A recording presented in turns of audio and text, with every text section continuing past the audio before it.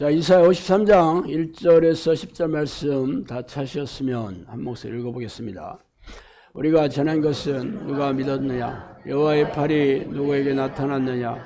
그는 주 앞에서 자라나기를 연한 신 같고 마른 땅에서 나온 뿌리 같아서 고운 모양도 없고 풍채도 없은즉 우리 보기에도 흠모할 만한 아름다운 것이 없도다.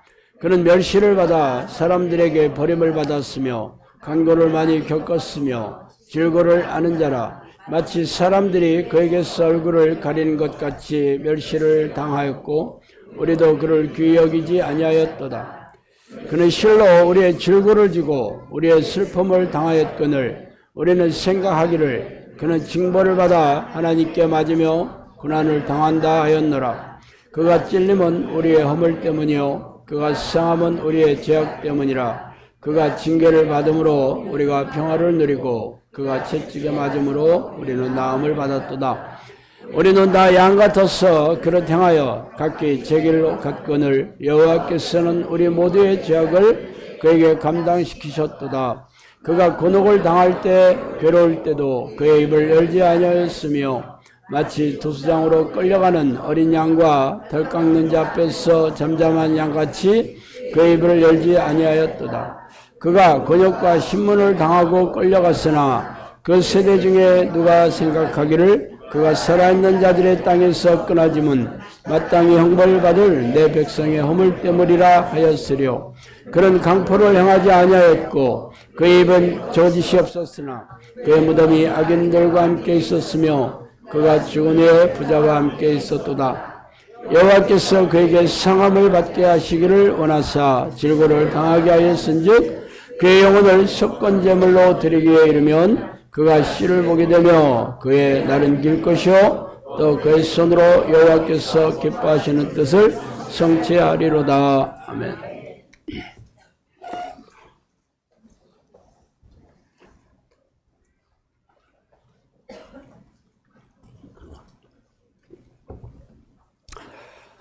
오늘은 십자가 보혈의 비밀이라는 제목으로 아침에 나누겠습니다. 이번 주부터가 고난주간입니다.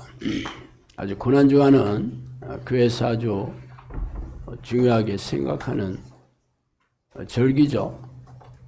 예수님께서 십자가에 못 박혀 끔찍한 고통을 마다하지 않으시고 보혈의 희생으로 우리를 죄에서 구해주셔서 천국에 들어가게 하는 자격을 얻게 하셨으니 말이죠. 그래서 교회마다 이 기간에는 새벽기도나 저녁기도에 참석을 중요하고 일주일 동안 오락을 금지하며 정숙하게 보낼 것을 요청합니다. 그래서 대부분의 교인들은 고난주간이 되면 예수님의 희생을 곰씹으며 참여하는 심정으로 보내곤 하죠. 사실 1년 동안 십자가에 흘리신 그 예수님의 그 고통을 하나도 생각하지는 않았지만 그래도 고난주간이 됐으니까 뭐 적어도 새벽기도에도 좀 나오고 표정관리도 좀 하면서 예수님이 내 죄를 위해서 이렇게 돌아가셨구나 하는 것을 좀 생각을 강요하게 되죠.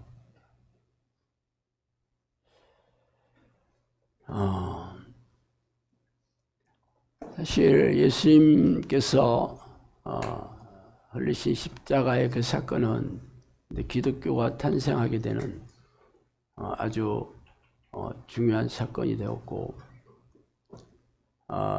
그 사건으로 말미암아 모든 백성들이 구원받을 만한 그런 길이 열린다는 것은 여러분도 잘 알고 계실 겁니다. 그러면 사실 이 십자가를 생각하면 예수님이 얼마나 아프셨을까? 얼마나 고통스러웠을까? 물론 끔찍한 고통인 것은 사실이지만 사실 그 아픔을 내가 조금이라도 더 느낀다고 해서 하나님께서 기뻐하시겠어요? 예수님께서 즐거워하시겠어요? 그래 내가 너무 아팠거든? 내가 너무 고통스러웠거든? 그래서 너희들이 이것을 알아줘야 된다. 그걸 원하셨겠냐고.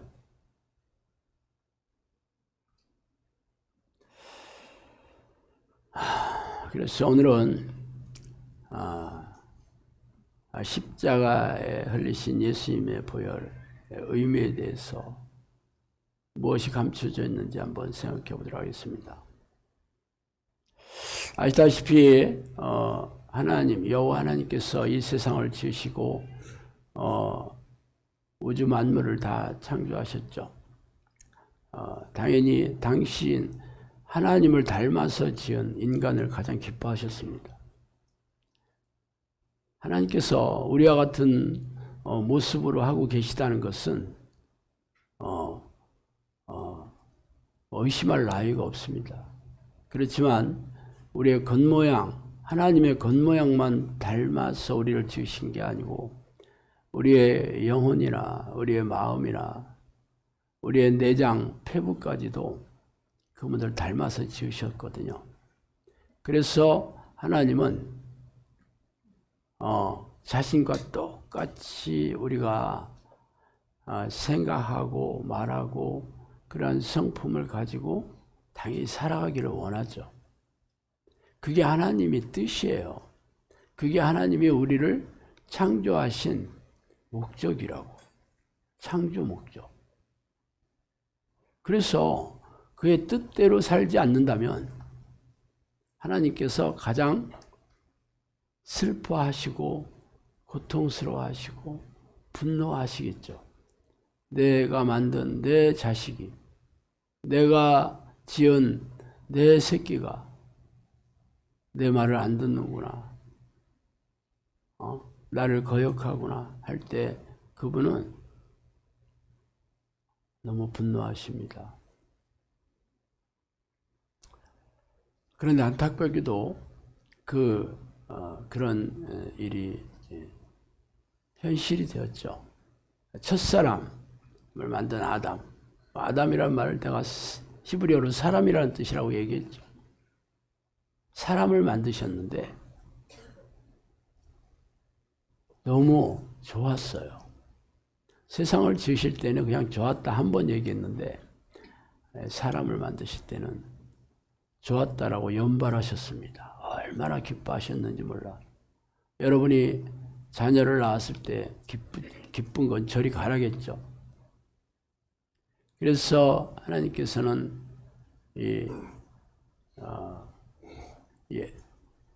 세상을 다스리는 관리권을 주셨죠.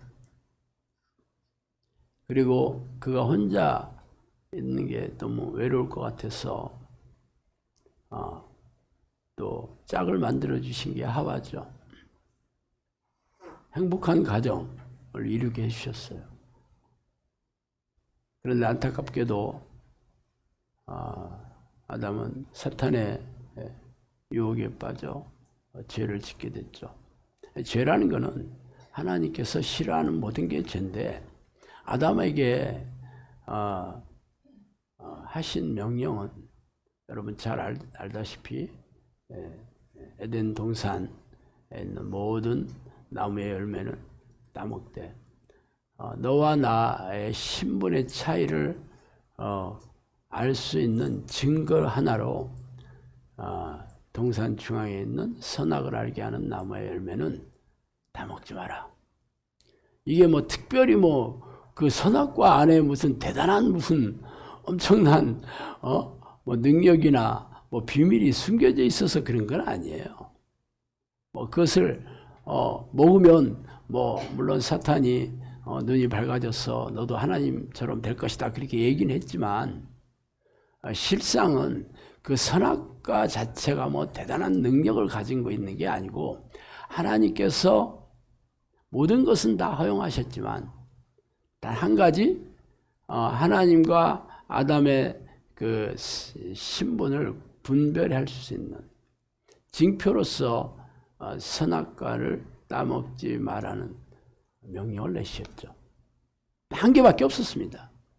다 한 가지밖에 없어서 다른 거는 네 마음대로 해도 좋다 그랬어. 그런데 안타깝게도 그 단 한 가지 하나님께서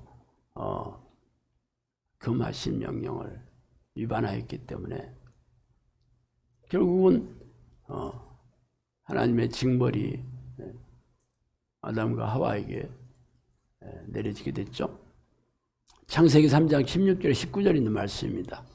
여자에게 이르시되 내가 내게 임신하는 고통을 크게 더하리니 내가 수고하고 자식을 낳을 것이며 너는 남편을 원하고 남편은 너를 다스릴 것이니라 하시고 아담에게 이르시되 내가 내 아내의 말을 듣고 내가 내게 먹지 말라 한 나무의 열매를 얻었은즉 땅은 너로 말미암아 저주를 받고 너는 내 평생에 수고하여야 그 소산을 먹으리라.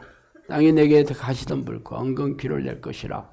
내가 먹을 것은 밭의 채소인즉 내가 흙으로 들어갈 때까지 얼굴에 땀을 흘려야 먹을 것을 먹으리니 내가 그것으로 취함을 입었음이라. 너는 흙이니 흙으로 들어갈 것이니라 하시니라. 이게 아담과 하와에게 내려진 징벌이었고, 일단 여자들은 남편의 사랑을 원해요. 그래서 남편이 그를 다스릴 거다 이렇게 얘기를 했어요.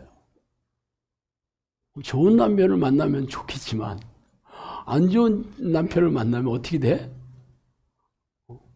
인생이 불행이다 하는 거지. 영상교원 대부분의 자매들이 좋은 남편을 만나서 온 사람과 좋지 않은 남편, 나쁜 남편을 만나서 온 사람 어디가 많을까?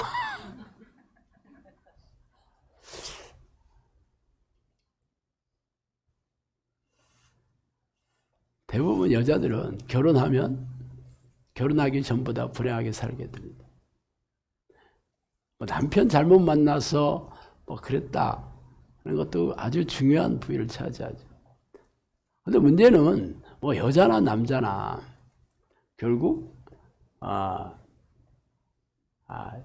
하나님께서 내려진 그 징벌, 아담의 후예로서 피해갈 수 없는 숙명적인 그런 징벌 안에 있기 때문에 불행한 거죠. 아내도 내가 주인 되어 살고 싶어 하고 남편도 내가 주인이 되어 살고 싶어 하니까 한 가정에 주인이 둘이 있으면 어떻게 되겠어? 서로 싸워서 누가 주인인지를 알아야 될 거 아니야. 그러면 사람만 그런 게 아닙니다. 개도 여러 마리 있으면은요 싸워서 우선 우열을 정합니다. 고양이도 마찬가지고 심지어는 닭도 마찬가지예요. 자, 물론 암탉들은 수탉을 이길 수 없지만 수탉 2마리만 넣어줘 봐요. 죽을 때까지 싸웁니다. 물론 그 전에 깨갱하는 닭이 있지. 그러면 평생 도망 다녀야 되는 거예요. 평생 도망 다닙니다. 계속 그 우두머리 수컷이 다른 수컷을 내버려 두질 않습니다. 이게 사람뿐만 아니라 모든 하나님이 지으신 이런 동물의 세계가 그렇더라고. 왜 그랬을까? 그것은 하나님께서 지으신 것들에게 죄의 효력이 미치는 거죠. 영향력을 미치는 거죠. 그게 회복이 되면 회복이 되는 내용이 나오죠. 평화로운 자연 세계를 얘기하잖아. 어린아이가 독사 굴에 넣어도 독사가 안 물고,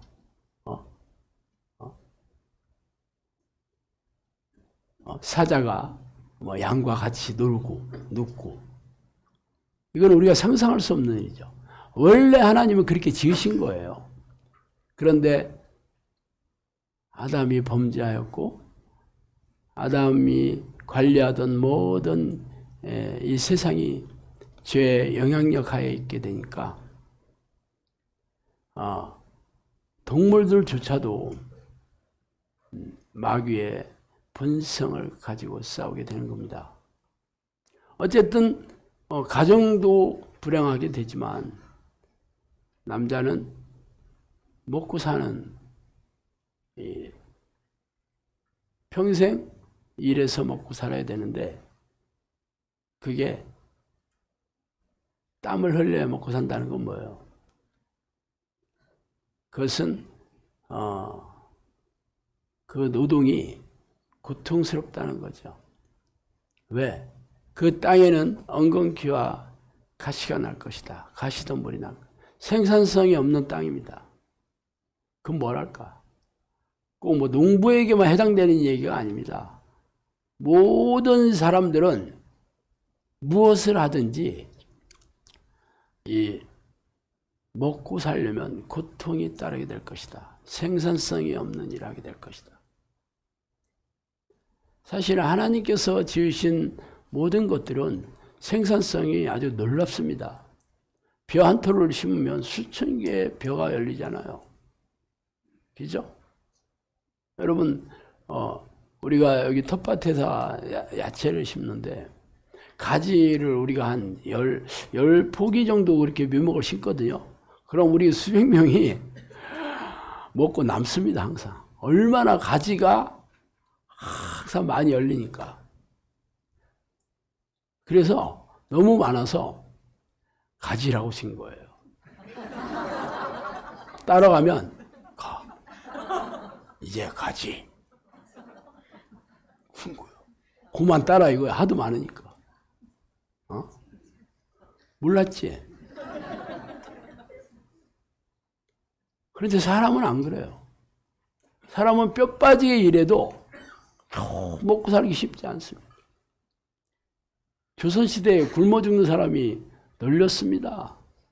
사실 구한말 시대의 가장들이 꿈이 뭐였냐면 가족들을 굶기지 않는 거였습니다. 구한말 시대 몇 년 됐어요? 이제 겨우 100년 지났지. 그죠? 120년 전 얘기예요. 뭐 반만 년 역사를 자랑한다 뭐 어쩌고 하지만 반만 년 동안 우리 조상들은 다 굶주리고 그렇게 살았다니까. 왜 그랬을까?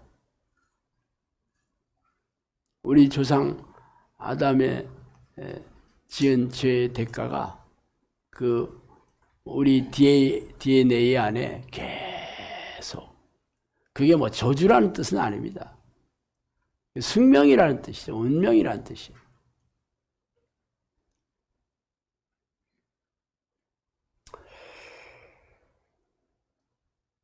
그런데 하나님께서 자신이 지은 사람들이 너무 고통스럽게 사는 것을 견디다 못해서 믿음이 있는 자를 찾기 시작했습니다. 복 주시려고. 그래서 처음 찾아낸 사람이 누구냐면 아브라함이었어요. 아브라함. 그래서 아브라함을 통해서 그 믿음의 계보가 이어나오잖아. 그 당시는 하나님께서 천사들, 하나님의 사자를 통해서 세상을 다스리셨죠. 하나님의 사자들이 그 믿음의 하나님께서 인정하신 믿음의 조상들에게 가서 얘기하고 하나님의 뜻을 전하고, 그래서 믿음의 조상들은 그것을 믿음으로 하나님께서 복을 주시고 축복해 주시고 그래서 하나님께서 그들을 통해 믿음의 자손들이, 경건한 자손들이 이 땅에 넘치기를 기대하셨습니다. 그런데 하나님의 뜻대로 잘 되지 않았죠. 그렇지만 하나님은 믿음의 조상에게 약속하신 것을 기억하면서 계속 기다리셨죠. 결국 아브라함과 그 아들 이삭과 야곱과 야곱의 12아들을 통해서 하나님은 자신의 아름다운 백성을 세상에 차고 넘치도록 기대하셨는데 안타깝게도 그게 잘 되지 않았습니다. 그래서 마침내 그들은 하나님을 잊어버리고 그렇게 살게, 하나님의 분노의 진노의 대상이 돼서 살게 됐죠. 그래서 어쩔 수 없이 하나님이 또 다른 하나님의 사람을 보내신 게 모세였습니다. 그래서 모세를 통해서 이스라엘 백성들이 하나님의 놀라운 기적들을 엄청나게 눈으로 보고 귀로 듣고 체험하게 되는 겁니다. 눈으로 직접 보고. 왜? 바로에게 내린 10가지, 애굽에 내린 10가지 그 끔찍한 재앙을 눈으로 직접 체험했어요. 그리고 홍해가 갈라지고 매일처럼 만나를 먹고 불기둥과 구름기둥이 하나님께서 그들을 인도하시는 표적도 보고 옷도 헤어지지 않고 신발도 떨어지지 않은 그런 놀라운 기적을 날마다 경험했습니다. 그런데 모세가 죽을 때 이스라엘 백성에게 뭐라고 얘기했는지 아세요? 읽어드릴게요. 모세가 온 이스라엘을 소집하고 그들에게 이르되 여호와께서 애굽 땅에서 너희의 목전과 바로와 그의 모든 신하와 그의 온 땅에 행해진 모든 일을 너희가 보았나니 곧 그 큰 시험과 이적과 큰 이사를 내 눈으로 보았느니라. 그러나 깨닫는 마음과 보는 눈과 듣는 귀는 오늘 여호와께서 너희에게 주지 아니하셨느니라. 신명기 29장 2절에 4절 말씀입니다.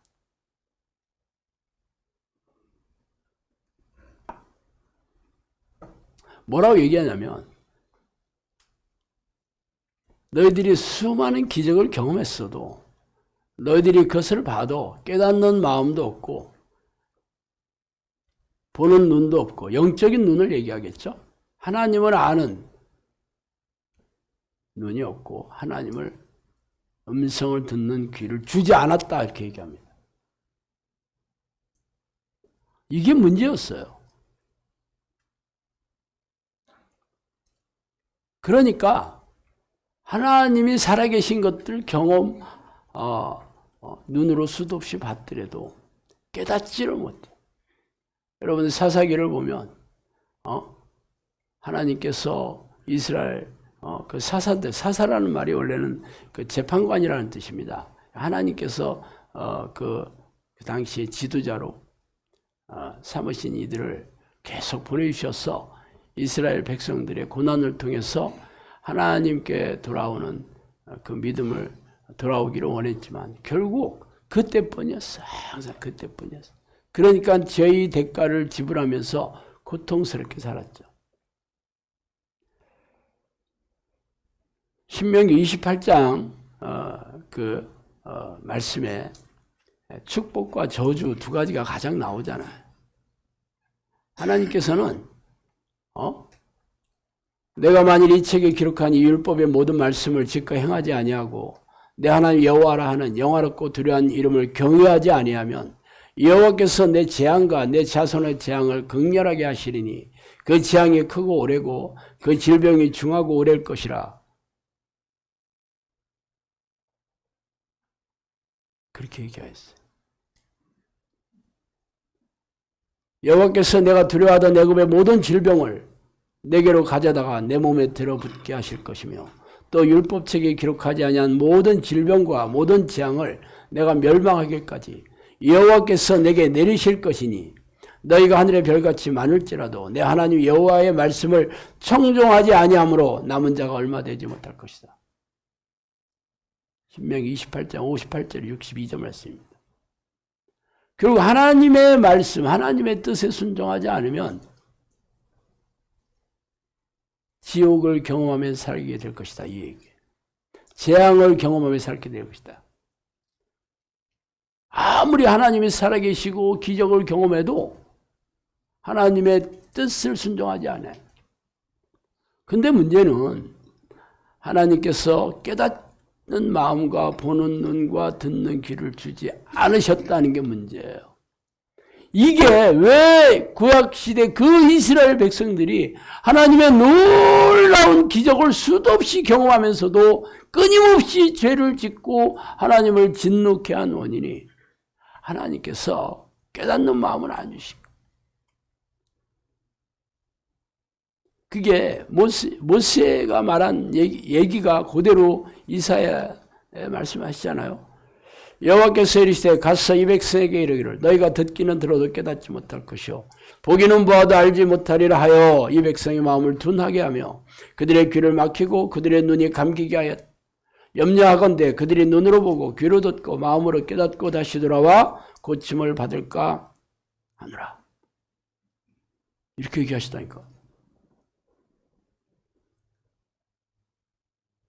그러니까 이 구약 성경은 사실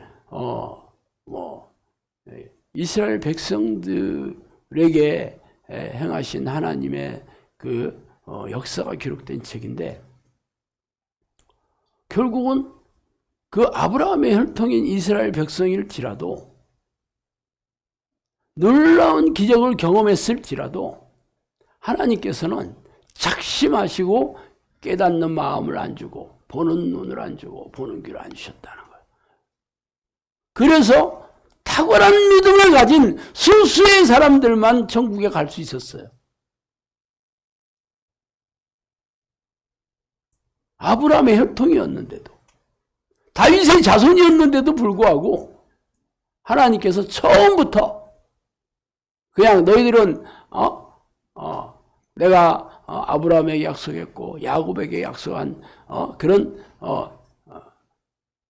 자손들이니까 내가 너희들을 기적과 이적을 통해서 내가 살아있다는 것을 온 세상에 다 보여주고 그래서 너희들을 내가 이 세상을 지은 여호와 하나님이라는 것을 알게 해서 믿게 해서 다 천국 백성 삼아주겠다. 그렇게 얘기 안 하셨어. 하나님이 원하시는 것은 아브라함의 믿음이나 야곱의 믿음이나 요셉의 믿음, 모세의 믿음, 다윗의 믿음을 모든 백성들에게 똑같이 요구하신 거였어요. 대부분 다 그 믿음을 넘어서지 못했던 게 문제지. 결국은 극소수의 믿음의 조상들만이 천국을 경험하고 천국에 들어갔고 나머지는 전부 지옥에 왔습니다. 말하자면 답이 없는 거야. 아무리 수많은 하나님이 사랑하는 지도자를 세우고 사사를 세우고 믿음의 탁월한 다윗과 같은 왕을 세워서 백성들을 가리키고 그들에게 깨닫게 해줘도 이게 안 돼. 안 되는 거야. 그래서 하나님께서 그러면 처음부터 하나님께서 될 줄 알으셨냐? 될 줄 알았을까? 당연히 하나님께서 쉽지 않으리라고 생각하셨기 하나님은 탁월한 믿음이 있는 자들 외에는 처음서부터 천국에 들어오게 하지 않아요. 천국이 처음부터 좁은 문이었지 예수님이 얘기하시기 전까지는 넓은 문이었지 않았습니다. 처음부터 좁디 좁은 문이었어요. 그래서 처음에는 이스라엘 백성들을 하나님께서 탁월한 믿음을 가진 자들을 내 나라에 들이시라고 얘기하고 계속 믿음을 테스트하신 거죠. 미혹의 역사를 보내사 미혹의 영을 통해서 속이도록 허락하셨는데 근데 깨닫지를 못하니까 번번이 죄에 걸려 넘어져서 전부 지옥 가게 됐다는 거예요.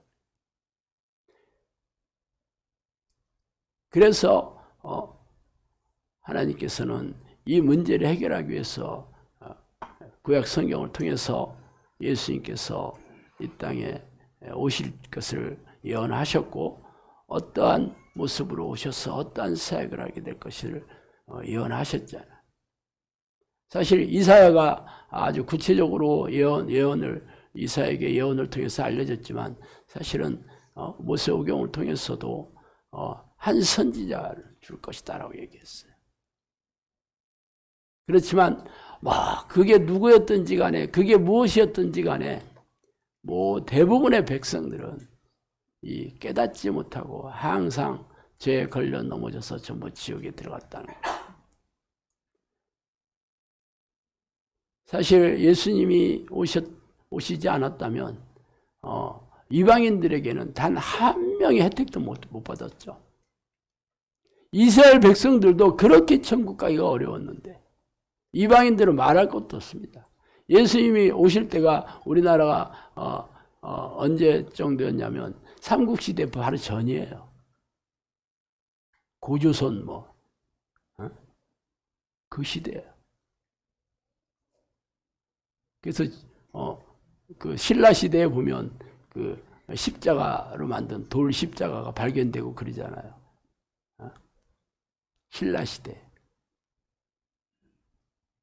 그 전에 우리 조상들은 예수님 누군지 알지도 못하고 살다 죽었다니까. 그 전에 그냥 살다가 그냥 다 지옥으로 한 거죠. 그래서 하나님께서는 예수님을 보내주셨어. 하나님이신 예수님을 보내주셔서 이 문제를 해결하시기로 작정하셨고, 그래서 그 사건이 바로 우리 2000년 전에 예수님께서 이 땅에 오셔서 우리의 죄를 대신해서 십자가에 돌아가셔서 그 이름을 믿는 자들에게 천국 백성이 되는 기회를 주신 거죠. 천국 문을 열어주신 거예요.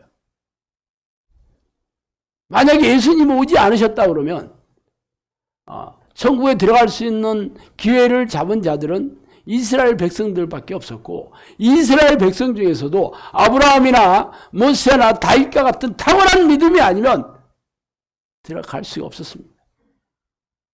거의 불가능했다고 봐도 과언이 아니죠. 그래서 예수님이 이 땅에 오셔야지 하나님께서 지으신 모든 백성들이 천국에 들어갈 수 있는 기회를 잡을 수 있었던 거예요. 예수님이 오지 않았다면 아브라함이나 모세나 다윗과 같은 진짜 보통 사람이 아니지. 자기 자식을 죽여서 번제를 드리라면 드릴 만한 그런 믿음을 가진 자 아니면 천국에 들어갈 사람이 한 명도 없습니다. 다윗 보세요. 골리앗과의 싸움에서 보세요. 그게 미치지 않았으면 그렇게 하겠어요? 여러분 같으면 그렇게 하겠어? 그런 믿음이 아니면 천국에 들어갈 사람이 전혀 없습니다. 그리고 우리 이방인들 혜택 전혀 없어. 우리는 구경꾼도 아니야. 그러니까 있는지도 모르고 살다가 죽는 거예요. 얼마나 끔찍했습니까? 그래서 하나님께서 아주 오래전부터 예수님을 이 땅에 보내주실 것을 예언하시고 그래서 그걸 실행하신 게 2000년 전에 예루살렘에서 태어나신 예수님이. 그러면 그래, 예수님이 우리의 구세주 메시아인 것을 믿기만 하면 다 천국에 들어간다. 천국 백성이 된다. 그게 보통 사건이 아닙니다. 이스라엘 백성들, 아브라함의 혈통조차도 아브라함의 그 혈통을 이어받은 그들조차도 손가락이 꼽을 만큼 적게 들어갔다니까. 아마 성경의 위인들 말고는 들어간 사람이 거의 없었을 거예요. 그런데 모든 사람에게 이제 그 문을 열어준 게 바로 십자가의 사건이었습니다. 그래서 예수님께서 뭐라고 했어요? 내가 곧 길이요 진리요 생명이니 나로 말미암지 않고는 아버지께 올 자가 없다. 수고하고 무거운 짐진 자들아 다 내게로 오라. 내가 너희를 쉬게 하리라.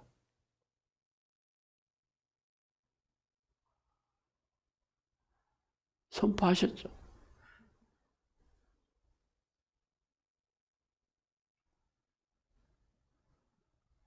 얼마나 놀라운 사건이었어요. 우리는 늘 교회 와서 예수님, 입만 열면 예수님, 들리는 것도 입만, 귀만 열어두면 예수님 소리 들으니까, 천국을 여러분이 너무 당연하게 생각하고, 너무 손쉽게 생각하는데, 왜 그럴까? 교회 안에도 미호경이 널렸습니다. 결국은 그 믿음인데, 예수님을 믿으면 천국 간다, 맞아. 그런데 그 믿음이 하나님이 주시는 선물이라는 거를 교회에서 속고 있는 거죠. 그냥 나는 영접기도 했으니까 그리고 내가 믿음이 있으니까 교회 나와서 뭐 이런 예배도 드리고 교회 봉사도 하고 헌금도 많이 내는데 내가 믿음 없으면 하겠어. 그리고 내가 믿잖아. 나 예수 믿는다니까. 영접기도 뭐 여러 번 했다니까. 잘 보세요. 그게 하나님이 주신 선물이에요, 그게? 결국 자기가 노력해서 자기가 뭐 어떤 행위를 해서 증명하는 믿음이지. 그게 무슨 하나님이 주신 믿음이야, 그게. 성경에 분명히 나와 있어요. 하나님이 주신 믿음은 기적과 이적으로 증명이 된다. 믿음의 표적. 뭐 늘 제가 말씀드리잖아.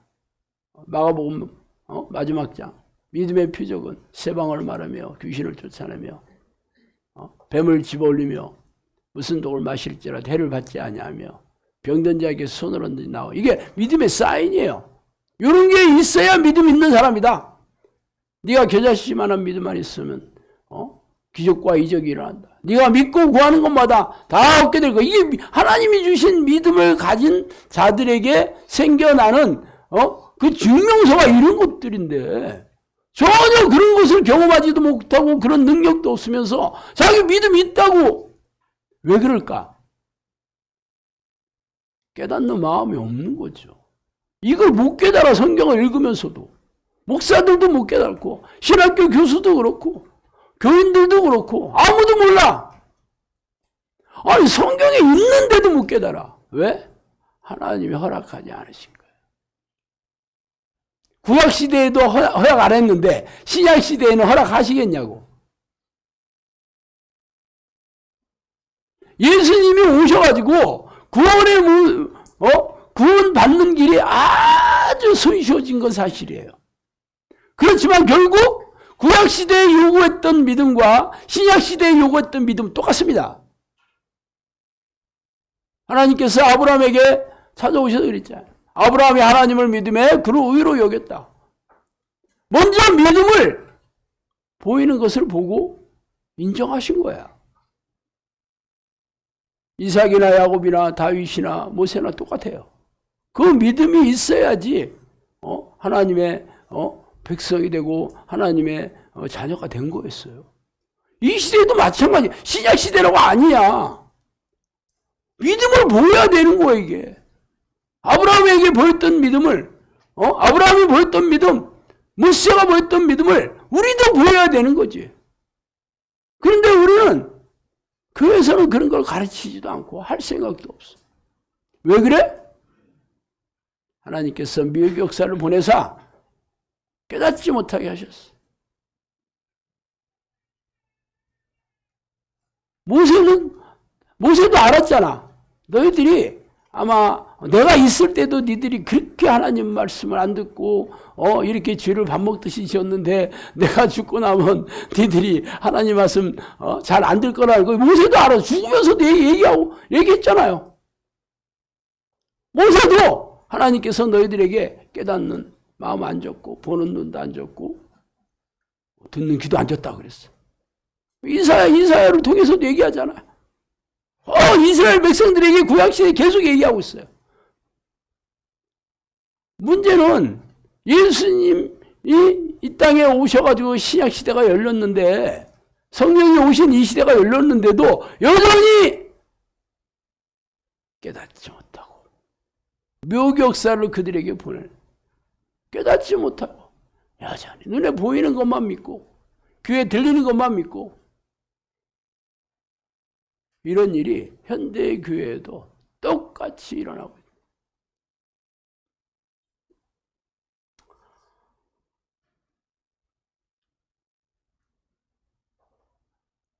그래서 예수님께서 잘 알고 계셨어요. 제자들을 3년 반 동안 동고동락했지만 예수님이 3년 반 동안 해왔던 기적들을 봤잖아. 모세를 통해서 이스라엘 백성들이 본 기적과 봤잖아. 그들도 봤잖아. 그래도 다 지옥 갔잖아. 그럼 예수님을 예수님이 죽은 자를 살리고 장애를 회복시키고 수많은 병자를 고친 거 그들도 봤지만 예수님 알았어요. 너희들이 내가 승천을 하면 너는 여전히 옛날로 돌아갈 것이다. 알았어. 그래서 구약과 신약이 다른 게 뭐였냐면 성령을 보내주시겠다고 약속한 거예요. 그게 구약과 신약이 다른 겁니다. 그래서 구약에서는 계속 예언을 하신 거야. 예수님이 오실 것을 예언하셨고. 처음부터 하나님께서 이 문제를 해결할 수 있는 마스터 플랜을 가지고 오랜 시간 동안 당신의 종들을 통해서 이것을 차근차근 실행해 온 거예요. 그래서 성령이 오셔야지만 이 근본적인 문제를 해결할 수 있다는 것을 하나님이 알고 계셨죠. 하나님 말씀하시기로 말세에 내가 내 영을 모든 육체에 부어주리니 너희의 자녀들은 예언을 할 것이요 너희의 젊은이들은 환상을 보고 너희의 늙은이들은 꿈을 꾸리라. 이게 구약에 벌써 얘기해 놓으신 거야. 성령이 오실 것을 얘기해 놓으신 거예요. 그들이 이 말을 듣고 마음에 찔려 베드로와 다른 사도들에게 몰라 이르되 형제들아 우리가 어찌할꼬 하거늘 베드로가 이르되 너희가 회개하여 각각 예수 그리스도의 이름으로 세례를 받고 죄 사함을 받으라. 그리하면 성령의 선물을 받으리니 이 약속은 너희와 너희 자녀와 모든 먼데 사람 곧 주 우리 하나님의 얼마든지 부르시는 자들에게 하신 것이라.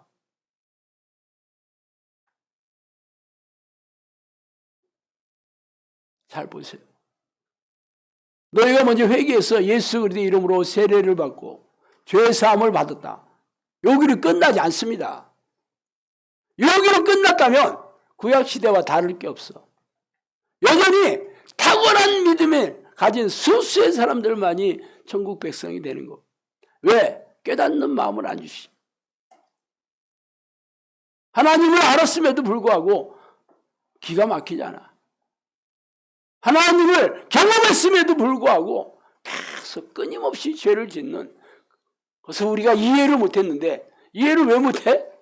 깨닫는 마음이 없어서 그때뿐이야. 그때뿐. 눈으로 보고서 그때잖아. 지나가면 잊어먹게 돼 있어. 예수님 예수님께서 사도들이 예수님 승천하시고 사도들이 살아있을 때도 벌써 초대교회가 부패되기 시작했다. 그래서 사도 요한을 통해서 계시록에 예수님 편지를 보내라 해. 너희들 이 교회들 7개 중에 5개 교회 이따위로 신앙생활하면 너희들 다 지옥 간다. 벌써 그 당시 사도 요한이 살아있을 때예요. 그런데도 벌써 부패돼. 왜? 이미 다 과거의 얘기야. 수많은 기적들을 경험했어도 놀라운 성령의 능력을 경험했던 사람들 아닙니까? 초대교회 교인들이. 그런데도 벌써 잊어먹고 부패해지고 마음이 무뎌지고 첫사랑을 잃어버리고 쉽게 된 거예요. 성령을 선물로 받아야 되는 거예요. 그래서 예수 그리스도께서 우리 안에 들어오시는 거잖아요. 예수 그리스도의 영이자 성령께서 우리 안에 들어오셔야지 하나님이 직접 깨닫게 해주시는 거예요. 이 미혹의 영이라는 게 천사들이잖아요. 여러분이 이 천사들이 생각을 통해서 속이잖아요. 이거를 당해낼 재간에 있는 사람은 한 명도 없습니다. 이것을 막아 이 문제를 해결해 줄 수 있는 유일하신 분이 하나님밖에 없는 거야. 이거는 하나님만이 이 문제를 해결해 줄 수 있어. 그래서 구약시대도 내가 깨닫는 마음 안 줬다 그렇게 해요. 그럼 신약시대에 깨닫는 마음을 누가 주셨겠어? 그 성령이 주시는 겁니다. 하나님이 직접 주시는 거예요. 깨닫는 마음을 하나님이 직접 주시고 구약시대도 안 줬어. 근데 신약시대에 예수님께서 십자가의 사건을 통해서 우리에게 구원의 길을 열어주신 건 맞는데 문제는 깨닫는 마음을 주셔야지 되는 거예요.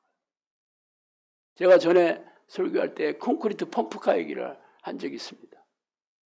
여러분 원래 옛날에는 건물을 지을 때 시멘트하고 모래하고 자갈하고 물하고 밑에 철판 깔아가지고 여러 사람들이 삽으로 막 해가지고 이렇게 버무려가지고 그 거푸집 비계라고 하는 거푸집에다가 넣고 양생을 시켰거든요. 전부 노동력이야. 그러니까 그 당시에는 질풍 지고 전부 올라가는 거예요. 모래 지고 올라가고 자갈 지고 올라가고 벽돌 지고 올라가고 2층도 올라가고 3층도 올라가고 5층도 올라가고 그랬습니다. 그러니 집 짓는 게 보통 중노동이 아니었죠. 그런데 이제 레미콘 회사가 생겼어. 그래서 회사에서 전부 만들어 기계로 콘크리트 반죽을 만들어. 그리고 레미콘이라는 게 그게 뒤에 보면 그 둥그런 원형 빨통이 이렇게 계속 돌아가잖아요. 왜 돌아가는 줄 알아요? 안 돌아가면 굳어지거든. 굳어지기 때문에 계속 돌리면서 가야 되는 거예요. 끊임없이 돌리지 않으면 벌써 굳어져. 그래서 돌려가지고 건축 현장에 갖다 주면 뭐 1층 같은 경우야 그냥 퍼서 양생시키면 되는 거죠. 근데 고층, 2층, 3층, 4층은 짊어지고 가야 돼. 또 짊어지고 가다가 굳어져. 그럼 짊어지고 가다가 동상되는 거야 이제. 그래서 고층 건물에는 콘크리트 펌프카를 동원해서 빨아서 뭐 5층이든 7층이든 계속 올리는 겁니다. 그게 없으면 고층 건물 질 수가 없어요. 그러니까 옛날에는 다 수작업으로 했는데 지금은 그런 콘크리트를 만드는 반죽하는 회사도 있어야 되고 운반하는 레미콘 차도 있어야 되고 또 끌어올리는 콘크리트 펌프카도 있어야지 고층 건물을 콘크리트로 수십 층, 100층이라도 얼마든지 지을 수 있는. 없다면 어떻게 해야 돼? 고층 건물 못 집니다. 끼케야 3층, 4층, 5층 지면 끝이지. 그것도 지고 올라가서 지어야 된다는 거. 어떻게 20층, 30층을 짓겠어요? 그것도 불가능한 일이지. 예수 그리스도의 보혈을 예수님께서 우리를 대신해서 십자가에서 돌아가셔서 우리가 그 보혈의 공로, 보혈의 그 능력을 믿는다고 하지만 이게 귀신들이 속여서 깨닫지를 못하게 한다니까. 그래서 어떤 일이 생기냐고? 그래서 이렇게 걸어놓고 끝나. 연격기도 하면 끝나. 그리고 반지 차고 다녀. 목걸이 차고 다녀. 자기 그리스도인이래. 십자가, 예수님이 보혈을 흘려주신 그 상징물 차고 다니면서 나는 이거 믿으니까 난 천국 가. 속고 있는 거죠. 속고 있는 겁니다. 우리가 회개하여 죄사함을 받고 그러면 성령을 선물로 받으니 이렇게 됐거든요. 그래서 진리의 성령이 오시면 내가 한 말을 깨닫게 해주시고 그게 나온 거예요. 내가 예수님이 한 말을 깨닫게 해주시고 여기 깨닫게 해주시는 게 나온 거예요. 이제 깨닫게 해주신다고 얘기하잖아. 그러자면은 깨닫지 못하게 하겠다. 계속 하나님께서 그 백성을 내가 깨닫지 못한 마음을 주겠다. 깨닫지 못한 보지 못할 눈을 주겠다. 듣지 못한 귀를 주겠다. 계속 얘기했는데 드디어 성령이 오시면서 하나님의 말씀, 예수님의 말씀을 주시겠다. 그래서 깨닫게 해주겠다. 이게 아주 놀라운 비밀이 여기 있는 겁니다.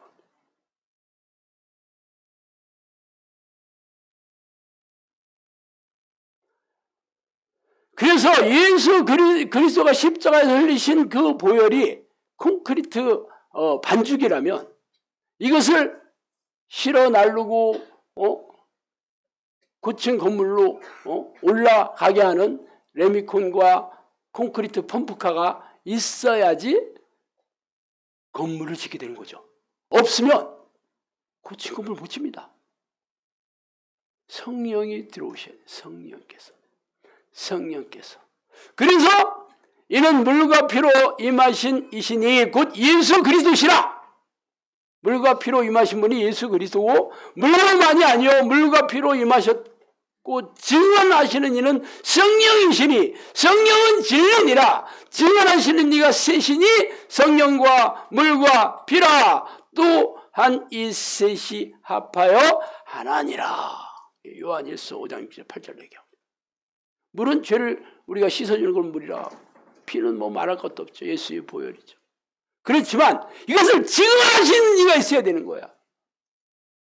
이것을 증명해 주시는 이가 있어야 돼. 이게 성령이에요. 성령께서 우리 안에 들어오셔서 이게 진짜다, 사실이다, 믿어야 된다 하는 믿음을 주시겠다는 거예요. 성령이 없으면 어떤 일이 생길까? 그냥 지식으로 아는 거고 종교 행위만 하는 거예요. 지금까지 교회들이 대부분 딱 여기까지 끝납니다. 그리고 성령은 성령 영접기도 하면 성령이 들어오신다고 하니까 성령 오셨을 거예요. 잘 성령 오셨다는 걸 어떻게 아냐 그러면 믿음으로 하는 거예요. 믿음으로.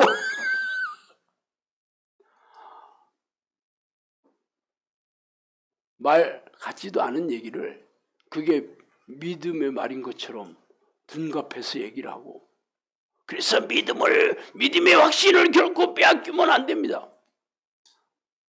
믿음이라는 게 하나님이 주시는 선물인데도 여전히 내가 믿는다고 하면 믿는 거예요. 그렇게 얘기하는 거예요. 믿기 때문에 내가 교회 다니는 거예요. 성령께서 영접기도 하면 들어오신다고 약속해서 나는 믿기 때문에 성령은 자동적으로 왔을 거예요. 아무런 성령의 능력도 없고 증거도 없고 변화도 안 되고 열매도 맺지 없는데도 불구하고 그냥 있어요. 다 있어. 그리고 저만 그런 게 아니고 교회 다니는 사람 저랑 똑같아요. 목사들도 저랑 똑같아요. 별거 없어. 이게 믿음이에요. 이게.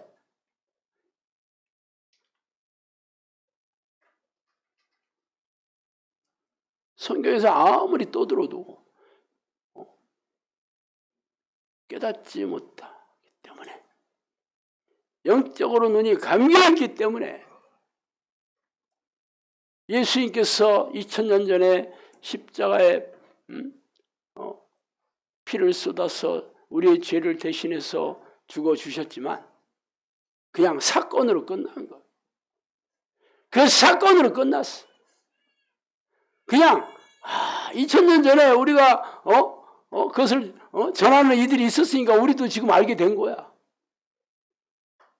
그렇지만 딱 거기까지였어요. 이순신 장군이 명량 해전에서 다 일본군을 일본 다 격파했다는 거 어떻게 알아? 기록이 있으니까 아는 거잖아요. 그때 여러분 살아 있었나 아무도 몰랐잖아. 그 난중일기도 있고 그 당시에 유성룡이 올린 장계도 있고 있으니까 그 지금 근거를 가지고 그러네. 성경도 마찬가지지.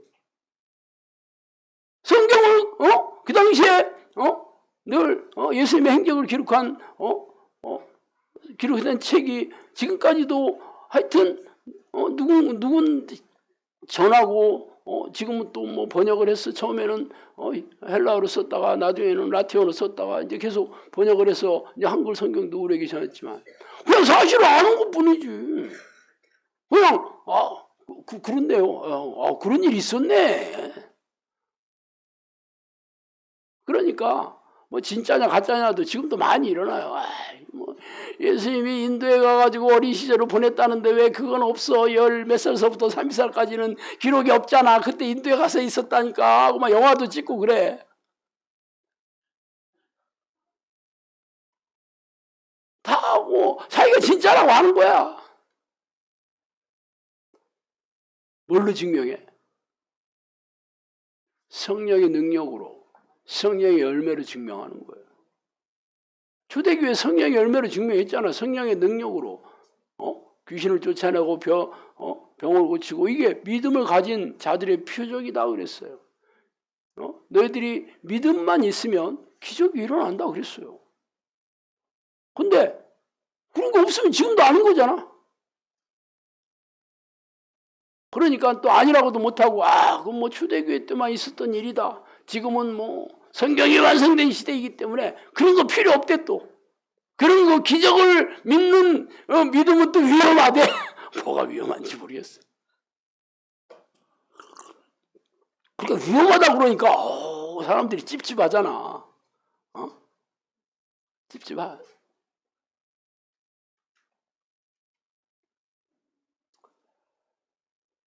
그러므로 예수 그리스도 안에 있는 자에게는 결코 정죄함이 없나니 이는 그리스도 예수 안에 있는 생명의 성령의 법이 죄와 사망의 법에서 너를 해방했습니다. 예수 그리스도 안에, 예수 그리스도가 내 안에 들어와야 돼. 그리고 우리가 예수 그리스도 안에 있어야 되는 거예요.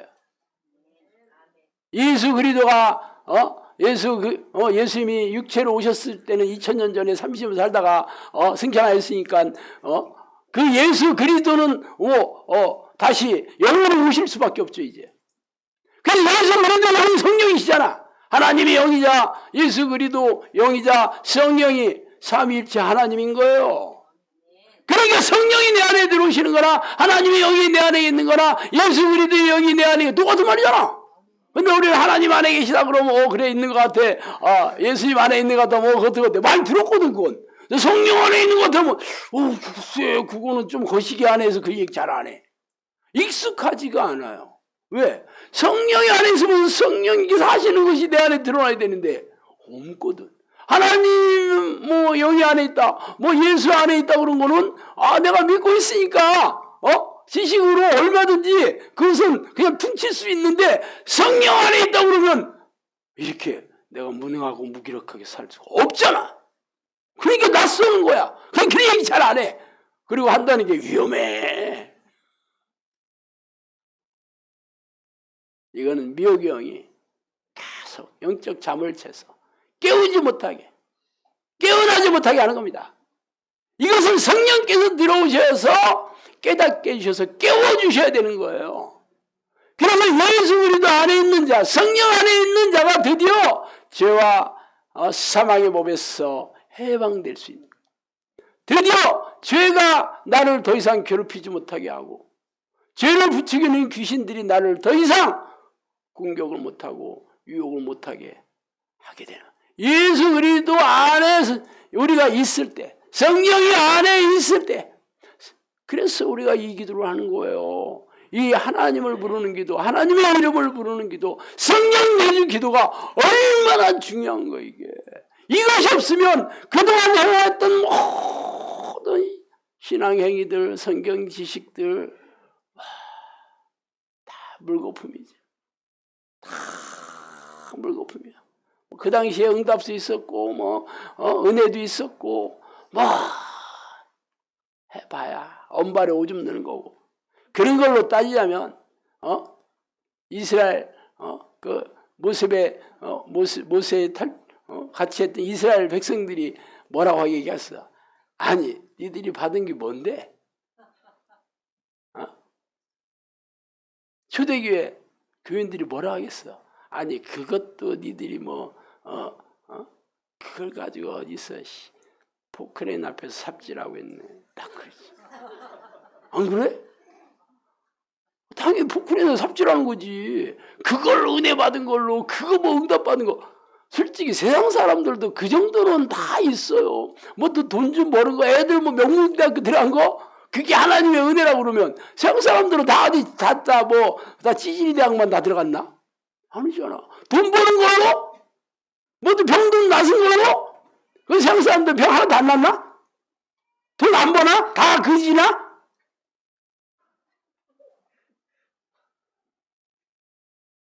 다 내가 먹으면 내가 먹어. 그걸로 아주 천국 갈 걸 굳게 믿어. 또 방언하는 거 브르르 이거 하는 거라. 방언 연습하면 돼요. 할렐루야를 빠르게 혀를 꽈봐. 할렐루야 할렐루야 할렐루야 할렐루야 할렐루야. 오 방언. 안 해봤어? 옛날에 거시기 교회에서 그거 가르쳐줬었는데. 화장실 가서 해요. 쪽팔리니까.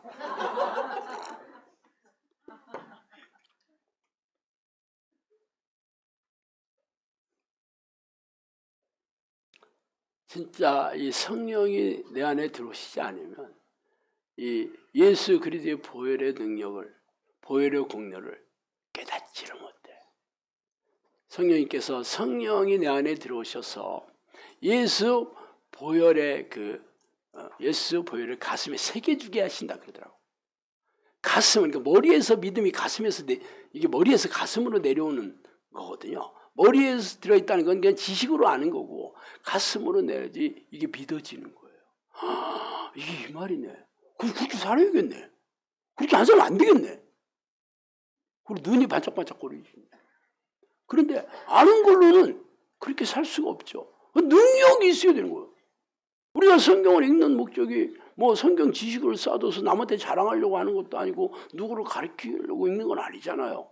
응? 정지하려고 하는 거 아니잖아. 말씀대로 살기 위해서 읽는 거 아니에요. 말씀에 살아낼 능력이 없어. 그게 성령께서 내 안에 들어오셔서 능력을 주신다니까. 그리고 말씀대로 못 사는 것을 날마다 회개하고 죄를 씻게 해주시고 이 죄와 싸워 이길 능력도 주시고 깨달음도 주시고 이게 이런 사람들이 천국에 가는 거예요.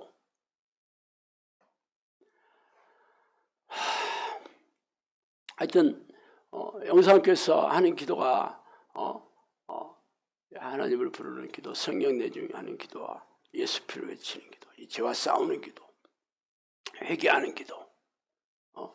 결국 우리가 감사하는 것도 뭘 감사했어? 내가 뭐 응답이 내려오고 병이 좀 낫고 뭐 먹고 살만해지겠다 해서 감사한 게 아니고 예수님께서 십자가에 돌아가신 그 하나님의 사랑과 성령을 우리에게 주신 놀라운 사랑을 감사하는 거예요. 그러면 이 땅에서 여러분들이 하나님이 주신 믿음이 주셨으니까 감사가 날로 나오는 거예요.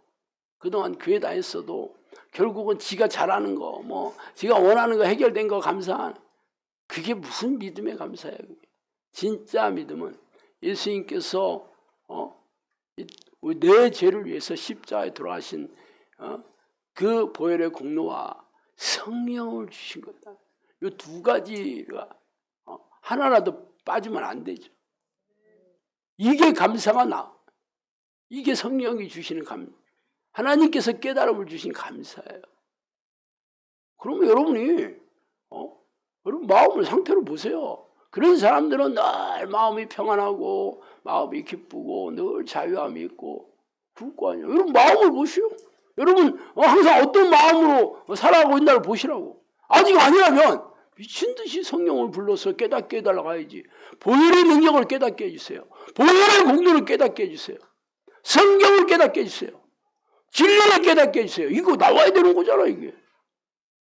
그래서 나는 영상교회 모든 식구들이 다 예수 그리스도의 보혈의 능력이 성령께서 깨닫게 해주시고 성령으로 행할 수 있게 해주시고 나는 한 사람도 빠짐없이 다 그렇게 된다고 봐요. 이 기도만 하면 됩니다. 하나님을 부르는 기도를 전심으로만 하면 구약시대의 대부분의 이스라엘 백성들도 그 길을 경험하지 못했고 심지어는 초대교회 그 목숨 걸고 예수를 믿었던 초대교회 교인들도 이것을 경험하지 못한 사람도 많이 있어요. 그런데 우리가 어떻게